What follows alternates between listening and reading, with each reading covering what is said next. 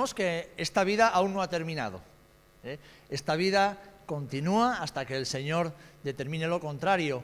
Y hemos sido llamados y hemos sido capacitados, hemos sido provistos de todo lo necesario para vivir la vida que Jesús nos ha regalado con sabiduría. Con sabiduría. Y hemos puesto un título un tanto peculiar a esta predicación para dejar una ilustración que se pueda quedar grabada en tu mente, en tu corazón.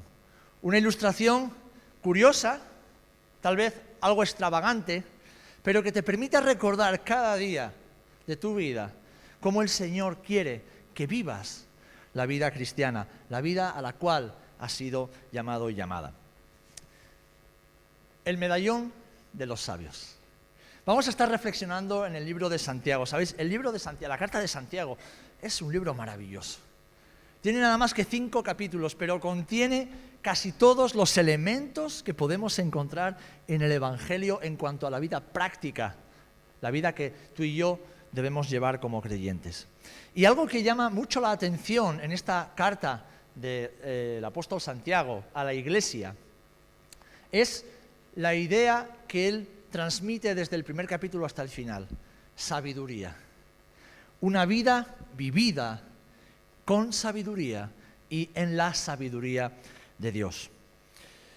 Para saber si somos sabios, solo debemos hacer una cosa: observar nuestra vida, observar nuestras decisiones diarias, estar atentos y ver cómo vivimos cada día y cada uno de nuestros días. Esa es la respuesta infalible para decir si somos sabios o no somos sabias. El conocido predicador Charles Spurgeon decía en una ocasión que tiempo atrás había oído hablar de un célebre, muy conocido rey de Polonia. Y este rey había hecho grandes hazañas. Era muy conocido porque era un gran militar, conquistador, que llevó a su nación a la prosperidad en todos los sentidos. Y le preguntaron a este rey una vez cuál era el secreto de su éxito. A lo cual este hombre respondió: bueno, soy hijo de un gran padre. Mi padre era un gran rey. Y además, yo llevo siempre conmigo, a todas partes, un medallón con un retrato de mi padre. Y cada día, sin faltar uno, miro el medallón.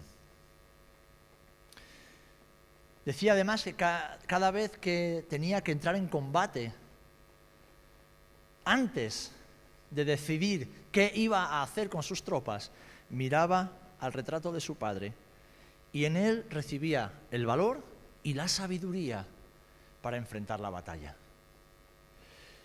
Y que después, cuando tenía que reunirse con sus consejeros, escuchaba a todos y cada uno de ellos, pero antes de tomar una decisión, miraba al medallón con el rostro de su padre y entonces actuaba con sabiduría.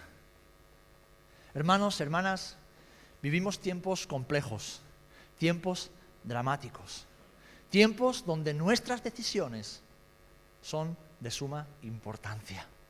Y Dios nos ha llamado, el Señor nos ha capacitado, nos ha provisto de todo lo necesario para que tú y yo vivamos como sabios. Amén. Porque todos tenemos el medallón de nuestro Padre. Lo primero que quiero que recordemos, dale a la siguiente diapositiva, Dani, es que nuestro Padre no es un rey cualquiera. Nuestro Padre sí que es un gran Padre. Sí que es un gran Padre. Fijaros, Santiago capítulo 1, versículo 1 en adelante, dice: Santiago, siervo de Dios y del Señor Jesucristo, a las 12 tribus que están en la dispersión, salud. Hermanos míos, tened por sumo gozo cuando os halléis en diversas pruebas, sabiendo que la prueba de vuestra fe produce paciencia. Versículo 4, mas tenga la paciencia su obra completa, para que seáis perfectos y cabales sin que os falte cosa alguna. Y si alguno de vosotros tiene falta de sabiduría, pídala a Dios, el cual da a todos abundantemente y sin reproche, y le será dada. Pero pida con fe, no dudando nada, porque el que duda es semejante a la onda del mar que es arrastrada por el viento y echada de una parte a otra. No piense pues quien tal haga que recibirá cosa alguna del Señor. El hombre de doble ánimo es inconstante en todos sus caminos. El hermano que es de humilde condición, gloríese en su exaltación, pero el que es rico en su humillación, porque él pasará como la flor de la hierba. Porque cuando sale el sol con calor abrasador, la hierba se seca, su flor se cae y perece su hermosa apariencia. Así también se marchitará el rico en todas sus empresas. Nuestro Padre sí que es un buen Padre y nuestro Padre sí que es grande. Por la fe en el sacrificio de Jesús en la cruz, como hoy hemos cantado, y de acuerdo a lo que dice Juan capítulo 1, versículo 12, hemos recibido la potestad de ser hechos hijos e hijas de Dios. Ahora tú y yo somos hijos e hijas de Dios y como tales tenemos privilegios y tenemos posibilidades ilimitadas que nos permiten, hermano, hermana, escúchame bien, Dios ha provisto de todo lo necesario para que vivas con éxito, para que vivas sabiamente, para que vivas dando fruto en cualquier circunstancia de tu vida. ¿Amén? ¿Lo crees? Esto es lo que nos enseña la palabra. Somos sus hijos y Él nos ha dado de su Espíritu Santo, es decir, Dios mismo, el Dios eterno, el Dios ilimitado, el Dios perfecto, santo, todopoderoso, mora en cada uno de nosotros. Y de acuerdo a las enseñanzas de Jesús en el Evangelio, ese Espíritu Santo de verdad nos recuerda toda la verdad, nos enseña toda la verdad, nos instruye en la verdad y nos recuerda quiénes somos y quién es nuestro Padre.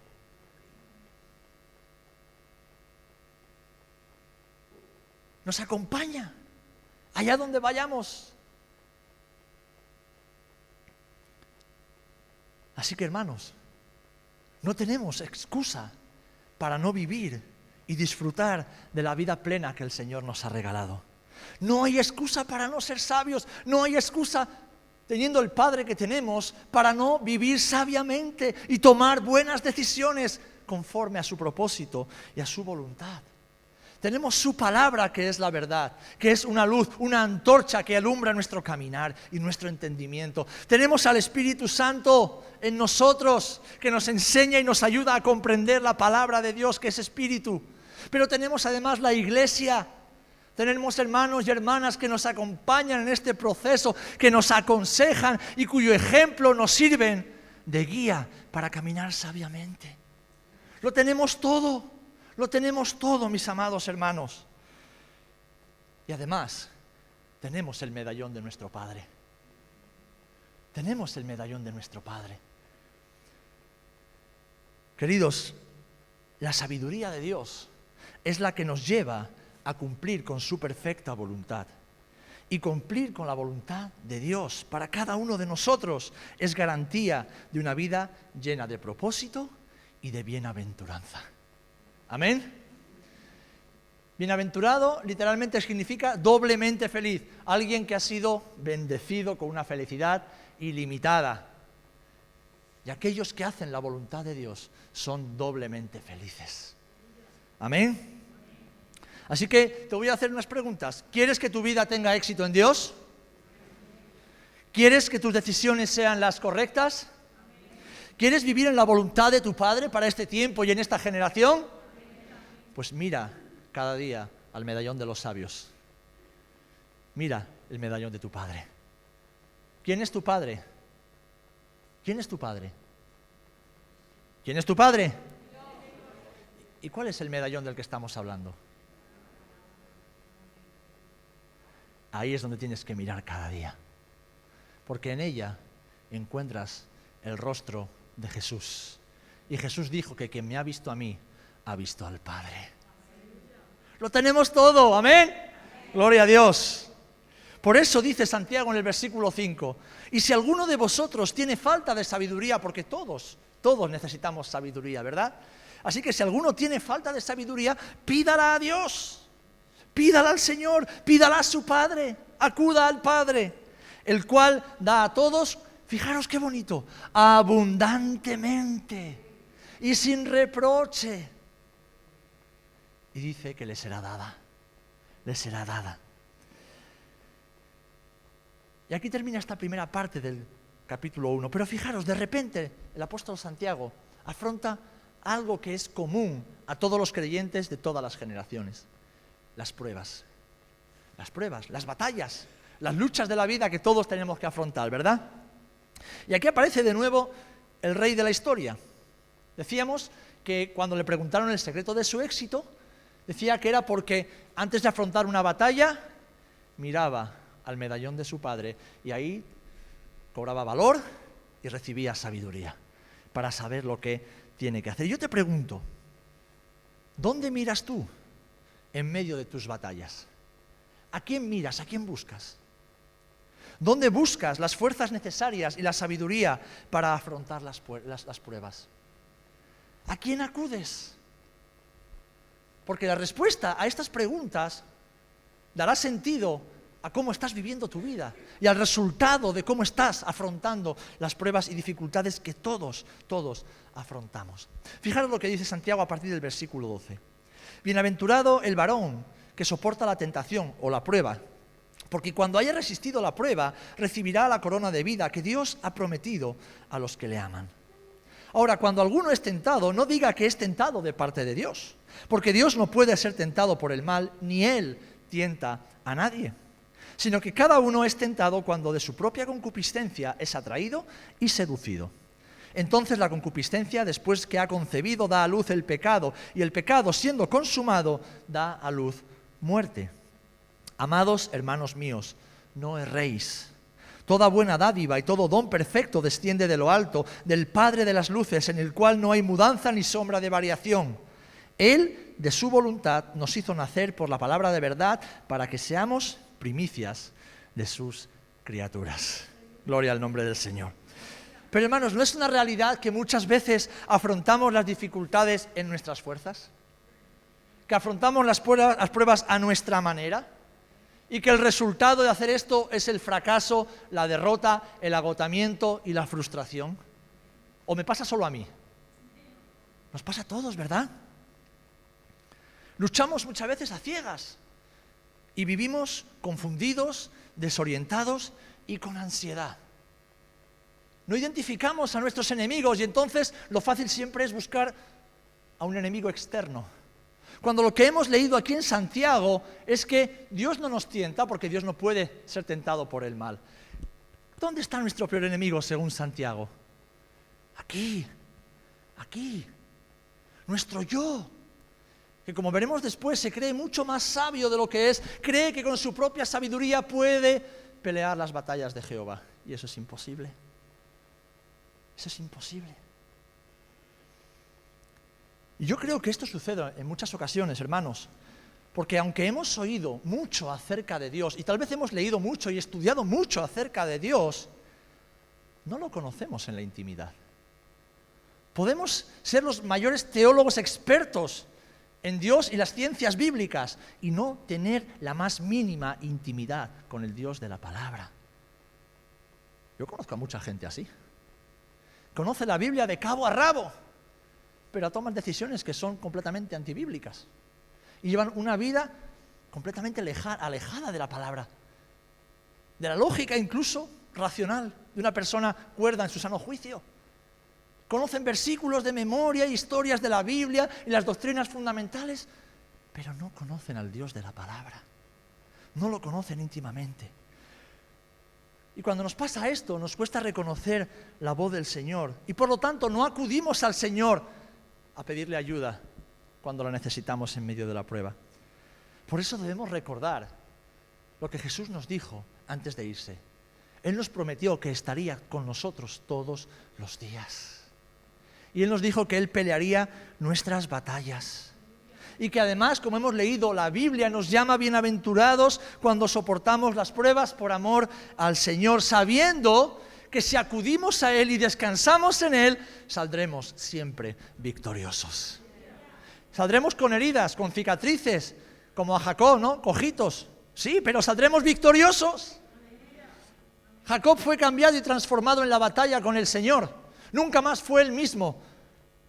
Su cuerpo cambió, su corazón cambió, su mente cambió y hasta su nombre cambió, su identidad cambió.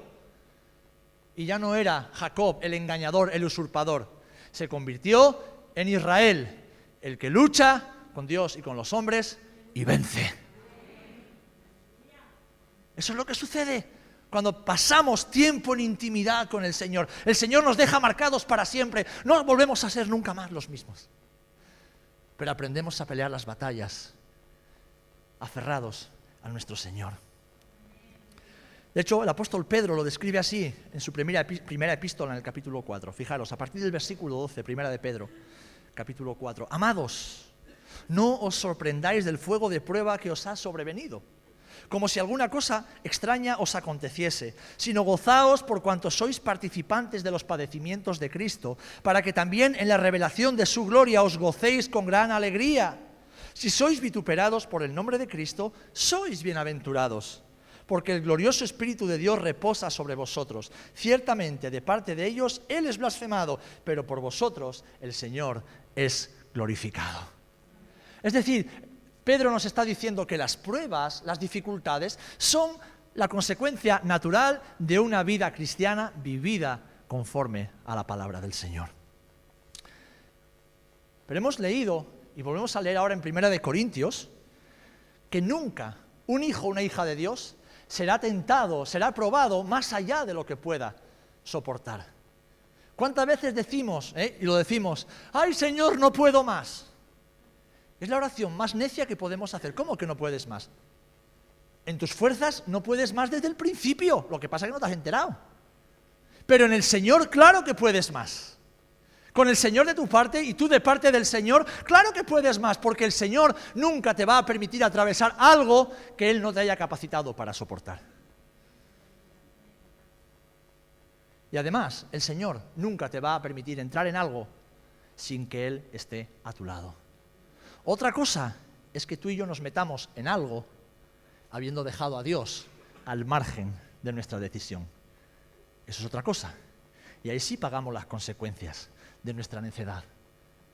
Pero si actuamos y vivimos en sabiduría, mirando el medallón de nuestro Padre, en medio de la prueba, en medio de la batalla, si acudimos al Señor cada día, si acudimos a su palabra, en medio del fuego de la prueba, tenemos por seguro que el Señor nos sacará siempre en victoria. Dice 1 Corintios 10:13, no os ha sobrevenido ninguna prueba que no sea humana, pero fiel es Dios que no os dejará ser probados más de lo que podáis resistir, sino que dará también juntamente con la prueba la salida para que podáis soportar.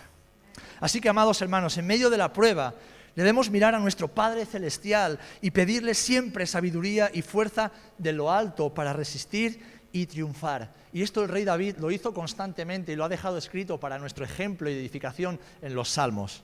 El Salmo 34, que es uno de los más famosos precisamente por esta temática, dice así, versículos del 4 al 8, Salmo 34 del 4 al 8. Dice, busqué a Jehová y Él me oyó y me libró de todos mis temores.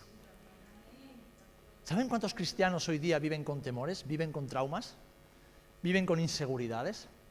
Que si un día me hicieron esto, que si un día me abandonaron, que si un día me traicionaron, que si un día me dañaron, que si un día me dejaron fuera. Y viven su vida condicionada por cosas que pasaron en el pasado. Busca al Señor y Él te librará de todos tus temores. Y dice que los que miraron a Él fueron alumbrados y sus rostros no fueron avergonzados. Este pobre clamó y le oyó Jehová y lo libró de todas sus angustias. El ángel de Jehová acampa alrededor de los que le temen y los defiende. Gustad y ved que es bueno Jehová. Dichoso el hombre, la mujer que confía en Él. Qué gloriosa declaración del rey David. Busqué al Señor y el Señor me oyó y Él me libró de todo aquello que me angustiaba y me atemorizaba. Aleluya. Hermano, hermana, en la prueba, acude y mira el medallón de tu Padre. Allí encontrarás la sabiduría y la fuerza. Pero de nuevo acudimos al rey de la historia. Y vemos que en otra ocasión narra que sus decisiones fueron sabias porque tenía a un grupo de personas a su alrededor, sus consejeros. El hombre sabio es el que siempre tiene consejeros a su alrededor. Y eso lo enseña la palabra. En la multitud de consejeros está la seguridad, está la sabiduría, está la victoria. El hombre que nunca pide consejo es un hombre necio que está abocado a repetir una y otra vez sus errores y a fracasar y empecinarse en su fracaso. Y la palabra nos advierte en cuanto a esto. Pero hermanos, tenemos el medallón de nuestro Padre, tenemos al Espíritu Santo, tenemos a la Iglesia, no tenemos excusas. Podemos vivir en sabiduría. Amén. Dale la siguiente. La siguiente. Esta te la has saltado, Dani, no estabas atento. No has sido sabio esta vez. En las decisiones importantes, hermanos, mira al medallón. En las decisiones importantes, mira al medallón. ¿Por qué? Porque en la vida es fundamental decidir bien. Es fundamental decidir bien. Ayer lo compartía con los jóvenes. Están en una etapa maravillosa para escuchar a Jesús y para obedecer a Jesús. Sí, una etapa complicada, ¿verdad? Compleja, porque uno no sabe muy bien qué camino tomar. Pero cuando vivimos en intimidad con el Maestro, lo seguimos allá donde el Señor nos lleve, sabemos que encontraremos el camino, el propósito y tomaremos sabias decisiones, porque son decisiones tomadas conforme a su voluntad. Y encontramos a este rey que se juntaba con sus consejeros y después de escuchar el consejo, dice que miraba al medallón de su padre, acudía a su padre y entonces tomaba decisiones sabias. Hay una ley de la cual nos habla la Biblia y la propia naturaleza, y es la ley de la siembra y la cosecha. ¿Cuántos la conocemos? Todos conocemos esta ley, ¿verdad? Bueno, la ley de la siembra y la cosecha nos dice, resumidamente, que hoy somos el resultado de lo que decidimos ayer. Hoy somos el resultado de nuestras decisiones de ayer. Y mañana seremos el fruto de nuestras decisiones de hoy. Es decir, que lo que hoy decidimos determinará lo que mañana llegaremos a ser. ¿Lo habías pensado alguna vez? Porque a veces nos quejamos de nuestro presente. Ay, tengo problemas, no me va bien el matrimonio, tengo deudas, con mis hijos es todo un desastre, el trabajo va así, va asá, con la familia. Y hay cosas que no podemos controlar, que vienen y ya está. Pero muchas de esas cosas son el resultado y el fruto de nuestras decisiones del pasado. Y debemos aprender de todo eso también. Dios nos llama a ser sabios y sabias para aprender también de los errores y actuar hoy de manera que mañana recojamos una buena siembra. Tenemos un gran ejemplo en el rey David. Los hermanos que estuvieron en la reunión de hombres el sábado pasado van a volver a escucharlo, pero nunca es malo, ¿verdad? El rey David, en 3 momentos fundamentales de su vida, 3 momentos dramáticos de su vida, pudo escoger entre mirar al medallón o hacer las cosas a su manera. En 1 de Samuel, capítulo 23, vemos a David, que el Señor le habla acerca de Keila, una ciudad en el desierto de Judá, y que iba a ser atacada, o había sido atacada por los filisteos. 1 de Samuel 23. Y el Señor le dice, ¿qué haré? ¿Iré a liberarla? O sea, David pregunta, ¿iré a liberarla o no? El Señor dice, vete porque la liberarás. Dice que él va y expulsa a los filisteos, libera la ciudad, pero estando él dentro de la ciudad celebrando, sospecha de que Saúl viene a buscarlo y de que la ciudad lo va a traicionar. Y entonces David pregunta y consulta al Señor y dice, Señor, ¿qué haré? Porque ¿me van a traicionar o no me van a traicionar? ¿Me van a entregar a Saúl o no? Y el Señor le dice, te van a entregar a Saúl, vete. Y entonces él coge a sus hombres y se van. Y como se va, libera a todos sus hombres de la muerte. Vemos en 1 de Samuel también, capítulo 30, versículos 6 al 8 y el versículo 19, vemos cómo David estaba merodeando, peleando batallas, y cuando estaba su mujer, sus hijos y toda la gente de sus soldados en Siclag, vinieron los amalecitas. Dice que asaltaron y lo saquearon todo y quemaron a fuego la ciudad y se llevaron a la mujer, los hijos y el ganado, se lo llevaron todo. Cuando vuelve David con sus hombres, se encuentra que no tenían nada. Dice que los hombres empiezan a entristecerse, empiezan a llorar y de repente empiezan a acusar a David. Esto nos ha pasado por tu culpa, David. La culpa siempre la tiene el pastor. Pase lo que pase. Alguien me ha dicho que si la culpa del COVID la tengo yo. Y digo, pues tal vez. ¿Y qué hizo David? ¿Qué hizo David? ¿Huyó? ¿Se enfrentó a sus hombres? ¿Reclamó su autoridad? No. Dice que se fortaleció en el Señor. Y acudió a él y le dijo, Señor, ¿qué haremos? ¿Perseguiremos a los amalecitas o no lo haremos? Y el Señor, ¿qué le dijo? Vete porque los entregaré en tu mano. Y dice que fueron, los persiguieron, los derrotaron a todos y fue grande el botín que recuperaron. Es decir, recuperaron lo que era suyo, no perdieron ni un solo niño, una sola mujer, ni un solo ganado, sino que además despojaron a Amalek de toda su riqueza. Porque cuando consultamos a Dios en medio de las decisiones importantes, no solamente vencemos, sino que somos muy beneficiados. Y hay una tercera ocasión en la que David, justo después de ser nombrado rey, segunda de Samuel capítulo 5, versículos del 19 al 25, vemos a David que ha sido nombrado rey sobre todo Israel. ¿Y qué le sucede justo después de que es nombrado rey? Que los filisteos se levantan contra Israel y asedian la ciudad. Y entonces David, ¿qué hace? Señor, ¿qué haremos? ¿Atacaremos a los filisteos o qué haremos? Y el Señor le dice, vete, atácalos porque los entregaré en tu mano. Y David obedece y son derrotados. Pasó no mucho tiempo y de nuevo los filisteos, que eran testarudos, se levantaron contra David. Y David se vio en la misma situación porque los filisteos estaban en el mismo sitio donde David los había derrotado tiempo atrás. ¿Y qué hace David? Hombre, Señor, me lo han puesto a huevo. Estos no están muy espabilados, ¿eh? Vamos a por ello, les hemos ganado una vez, lo hacemos otra vez. No, no, hermanos, no. David fue y consultó a Jehová. Señor, ¿qué haremos? ¿Los atacaremos o no? Y entonces el Señor le dice, no, no los ataques. Prepárales emboscada y vete por detrás. Y David venció a los filisteos. ¿Sabes? David podría haberse fiado de su experiencia de muchos años como militar, como general, capitán general de sus tropas. Nadie mejor que David conocía el campo de batalla, las estrategias de batalla. Era un hombre experimentado, respetado y temido por sus enemigos. Pero David temía a alguien. Él temía a Jehová. Y él nunca tomaba una decisión sin consultar al Señor. Lo hizo una vez con Betsabé.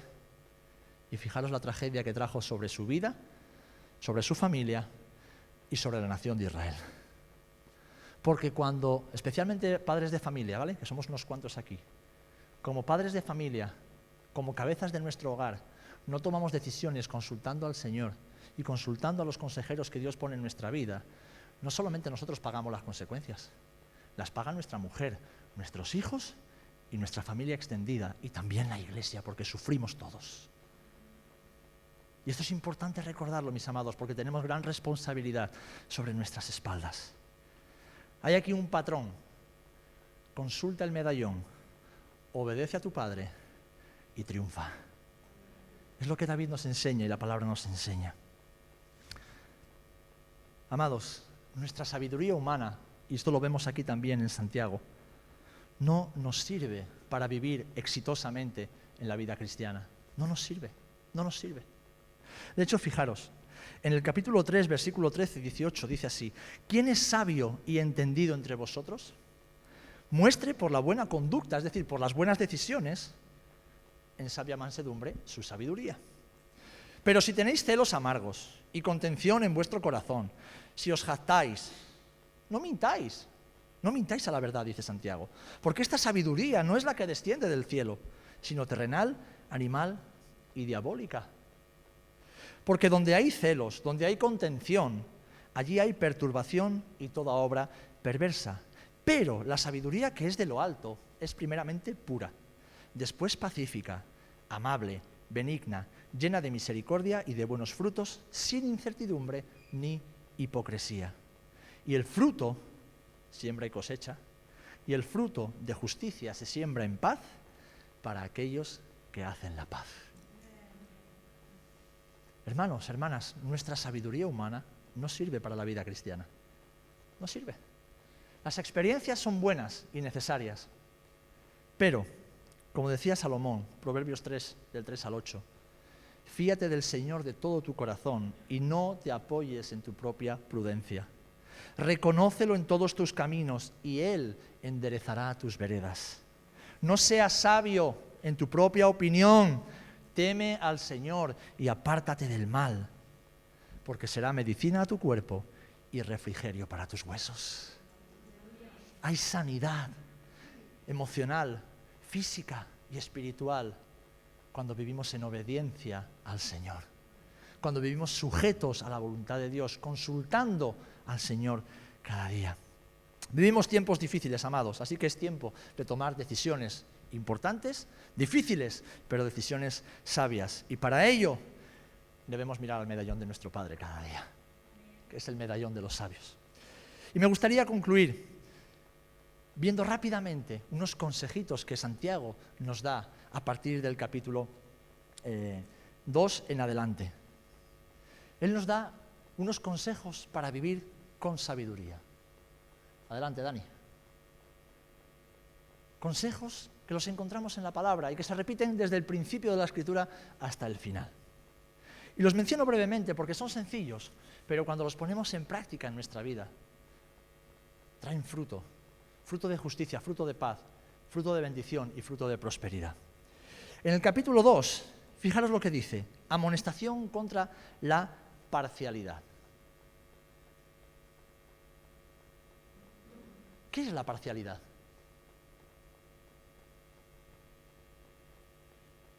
Cuando no tratamos a nuestros hermanos como se merecen.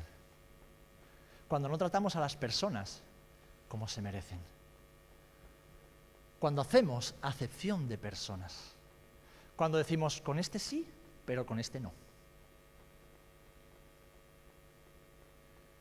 El que hace acepción de personas peca contra Dios y Dios no tolera al que hace acepción de personas. ¿Lo hemos entendido? El hombre que hace acepción de personas, el hombre o la mujer en cuyo corazón no caben más que unos poquitos, es un necio, es una necia, porque no tiene el corazón de Jesús en ella. Un hombre o una mujer con el corazón lleno de Jesús es un hombre o una mujer en cuyo corazón caben muchísimas personas, creyentes y no creyentes.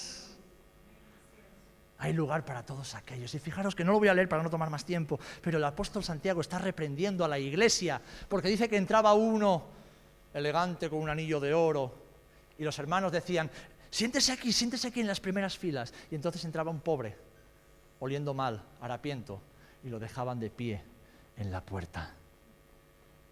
Yo te hago una pregunta, ¿con quién te juntas tú? ¿Con los que te pueden devolver los favores? ¿O con aquellos que saben que no te los pueden devolver? ¿Con quién caminas tú? ¿Con los que te calientan la oreja? ¿O con aquellos que sabes que te van a decir siempre lo que necesitas escuchar por tu bien? ¿Con quién caminas tú en la vida? ¿Con los que te ayudan a crecer, a prosperar y a madurar en el Señor? ¿O los que te dicen bien, bien, aunque tú sabes que no está bien? Vivir sabiamente es desechando totalmente la parcialidad, la acepción de personas. ¿Por qué? Porque todos somos hijos de un mismo Padre. Somos hermanos los unos de los otros.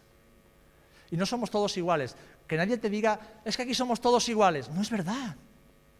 Si yo tengo aquí a la Merchi y a la Soraya, son madre e hija, y no se parecen. Tienen cositas, ¿verdad? Porque heredamos cosas, pero son dos personas distintas. Son dos personas distintas. ¿Cómo vamos a ser todos iguales si Dios es tan original que nos hace distintos a cada uno de nosotros? Pero todos valemos lo mismo para Dios. Y si Dios nos valora a todos y cada uno de nosotros de la misma manera, ¿quiénes soy yo? ¿Quiénes somos nosotros para no valorarnos conforme a la medida de Jesús? ¿Quiénes somos nosotros para mirar al hermano o hermana por encima del hombro? ¿Quiénes? Eso es pecado, mis amados. Y Santiago lo condena y la palabra también. Así que el Señor nos llama a vivir sabiamente, amándonos, cuidándonos y respetándonos. Un poquito más adelante, en el capítulo 3, para no tomar mucho más tiempo, nos habla de algo que a todos nos gusta usar desde que nos levantamos hasta que nos acostamos.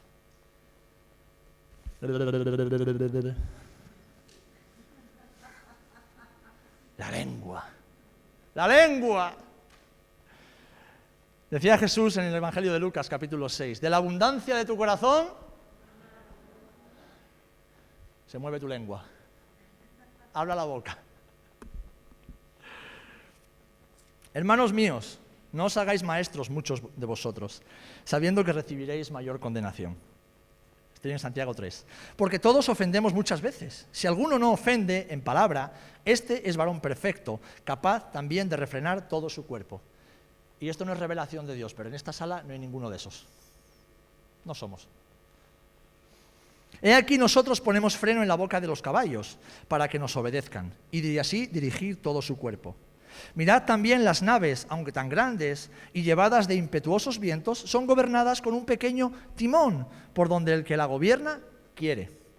Así también, la lengua es un miembro bien pequeñito, pero se jacta de grandes cosas. He aquí cuán grande bosque enciende un pequeño fuego. Y la lengua es un fuego, un mundo de maldad. La lengua está puesta entre nuestros miembros y contamina todo el cuerpo e inflama la rueda de la creación, y ella misma es inflamada por el infierno. ¡Wow! ¡Qué palabras, eh! ¿Tú te juntas con gente que te dice esto cuando estás criticando? ¿O te juntas con los que alimentan el fuego?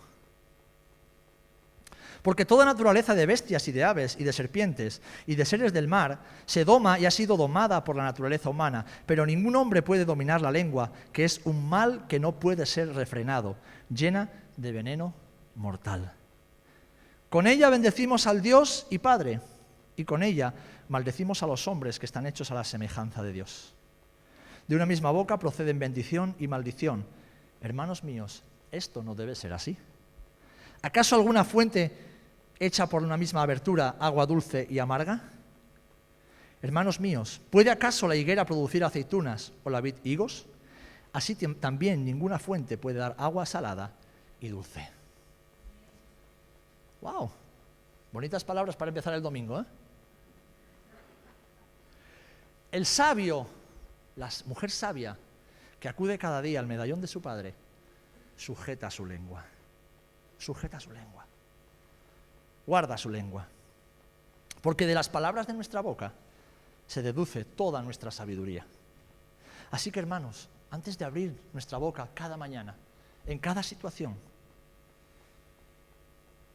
pidámosle al Señor sabiduría para que nuestra lengua sea un instrumento de gloria para el Señor y de bendición y edificación para nuestros hermanos. Si vas a decir algo que sabes que no va a bendecir a tu hermano, ¡cállate! Te lo digo en el amor del Señor, ¡cállate! Porque pasamos de ser embajadores del reino a embajadores del infierno de un momento a otro. Si no vas a decir algo que glorifique el nombre de tu Señor, a quien confiesas con tu boca, cállate y pídele sabiduría al Señor. ¿Amén?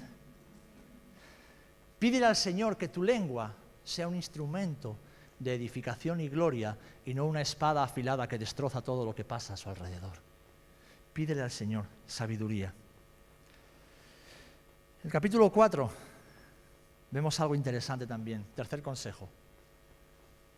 ¿Cómo es nuestra relación con el mundo? ¿Cómo nos relacionamos con el mundo? Fijaros que Santiago va tocando todos los palos, ¿eh? Y yo voy terminando. Y yo solamente quiero resumir esto. Un hombre o una mujer sabio en el Señor, no sirve a dos señores. No vive con una patita en el reino y otra patita en el mundo. No vive entre dos aguas. ¿Saben por qué? Porque un hijo o una hija de Dios que conoce al Dios de la luz sabe que todo, tarde o temprano, acaba saliendo a la luz. Todo. Ante Dios estamos desnudos. Y si vivimos con una patita por aquí y otra patita por allá, y no nos arrepentimos de ello, que es hipocresía y falsedad, El Señor al final no solamente nos desnuda, sino que nos expone. Ahora, no lo hace para avergonzarnos, lo hace para que nos sane. Lo hace para sanarnos, lo hace para restaurarnos. Lo hace porque tiene misericordia de nosotros y no quiere que nos perdamos en nuestro pecado. Pero ¿cómo es nuestra relación? ¿Qué comunión tenemos con las cosas del mundo? ¿Cómo nos relacionamos con las cosas de este mundo? Con lo que construimos con nuestras manos. ¿Qué hacemos de ello? ¿Lo hacemos nuestro Dios o lo hacemos un instrumento para la gloria de Dios? Un poquito más adelante nos da el cuarto consejo y habla acerca del juicio. Vivir sabiamente no es solamente buscar a Dios en medio de las pruebas, buscar a Dios a la hora de tomar decisiones, es también cómo vivimos en relación con los demás. Vemos que dice: hermanos, no murmuréis los unos de los otros. El que murmura del hermano y juzga a su hermano, murmura de la ley y juzga a la ley. Pero si tú juzgas a la ley, no eres hacedor de la ley, sino juez. Uno solo es el dador de la ley, que puede salvar y perder. Pero tú, ¿quién eres para juzgar a otro? Un día decía Lloyd algo muy acertado. Cuando alguien nos juzga, a que nos sentimos juzgados. Hermano, no me juzgues. Pero a que cuando juzgas no te sientes juez. No nos sentimos jueces cuando juzgamos. No, es lo que yo creo, es lo que yo opino. Los veo muy callados ahora. Dice la palabra que con la misma medida que juzgamos, seremos juzgados. Así que antes de emitir un juicio contra un hermano, una hermana, debemos pedirle sabiduría al Señor para entender qué es lo correcto. Y debemos recordar esto. ¿Quién te ha hecho a ti? ¿Quién me ha hecho a mí juez de nada ni de nadie? ¿Quién? ¿Quiénes somos nosotros para juzgar a nadie? Si juzgando a otros, estamos juzgándonos a nosotros mismos y estamos juzgando a Dios, que es el que ha dado la ley. Así que, hermano, cuando no comprendas algo, no juzgues, pregúntale al Señor, acude al Señor. Y termina la epístola hablando de algo que es tan fundamental para nosotros. Una vida sabia es una vida que se vive en oración. Una vida que se vive en oración. Y la oración produce paciencia en nuestras vidas. Lo vemos en el capítulo 5, versículos del 1 al 20. Y dice así, no voy a leerlo todo, un poquito. Por tanto, hermanos, tened paciencia hasta la venida del Señor. Mirad cómo el labrador espera el precioso fruto de la tierra, aguardando con paciencia hasta que reciba la lluvia temprana y la tardía. Tened también vosotros paciencia y afirmad vuestros corazones, porque la venida del Señor está cerca. Versículo 16, confesaos vuestras ofensas unos a otros y orad unos por otros para que seáis sanados. La oración eficaz del justo puede mucho. Debemos orar como conviene, en el Espíritu, en la voluntad de Dios, esperando pacientemente por su respuesta y sometiéndonos siempre a su voluntad. Hemos sido llamados a vivir sabiamente, acudiendo a la palabra del Señor, acudiendo al lugar de la oración, pidiendo el consejo a aquellos que Dios ha puesto a nuestro lado, para desechar toda parcialidad en nuestras vidas, para vivir sujetando nuestra lengua, para vivir velando por nuestra vida y sabiendo qué lugar ocupamos en relación con el mundo, para desechar todo juicio y para ser pacientes y orar. Hemos sido llamados a acudir a la palabra del Señor para, en medio de las pruebas, dar gloria a Dios y pedirle sabiduría y fuerza. Y hemos sido llamados a vivir una vida sabia, acudiendo a la palabra del Señor cada día para tomar decisiones. ¿Saben? Y ya he concluido con esto. Me duele constantemente ver a hermanos y hermanas en la fe, a los cuales amo con todo mi corazón, padecer y sufrir las consecuencias de malas decisiones. Me duele, porque muchas veces ya con los años y la experiencia vas viendo lo que va a pasar, pero no piden consejo, no acuden al Señor, no van a la palabra, son sabios en su propia opinión y al final pagan las consecuencias y las sufrimos todos. Hermanos, hermanas, estamos en tiempos donde los sabios tenemos que ser aún más sabios, donde tenemos que tomar decisiones cada día, en cada momento, que van a determinar nuestro futuro, cercano y lejano también. Y para eso, como el rey de la historia, tenemos el medallón de nuestro Padre. Tenemos la palabra. Tenemos al Espíritu Santo. Tenemos a la Iglesia. Y tenemos también las experiencias de nuestros propios fracasos. Acudamos a todo ello. Acudamos a todo ello. Y vivamos sabiamente la vida que Jesús nos ha regalado. ¿Cuántos queréis tener éxito en el Señor? ¿Cuántos queréis ver prosperar vuestra vida espiritual y personal? ¿Cuántos queréis ver prosperar vuestras casas, vuestros trabajos, vuestros negocios? ¿Cuántos? Todos queremos eso, ¿verdad? Pues la sabiduría para ver todo eso no está en nosotros, está en el Señor. Debemos acudir a Él. Debemos dejar de tomar decisiones por nuestra cuenta.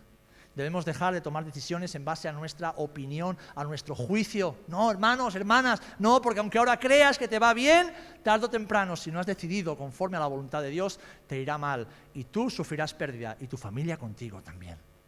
Esto lo he visto en la iglesia repetirse una y otra vez a lo largo de los años. Y es mi oración, como decía el apóstol Pablo también. Señor, dales sabiduría. Danos sabiduría, sabiduría de lo alto, sabiduría que viene del cielo, sabiduría que nos permite ver las cosas desde la perspectiva de Dios, sabiduría que nos permite tomar decisiones conforme a la voluntad del Espíritu, sabiduría que nos permita vivir la vida que Cristo ha ganado para nosotros.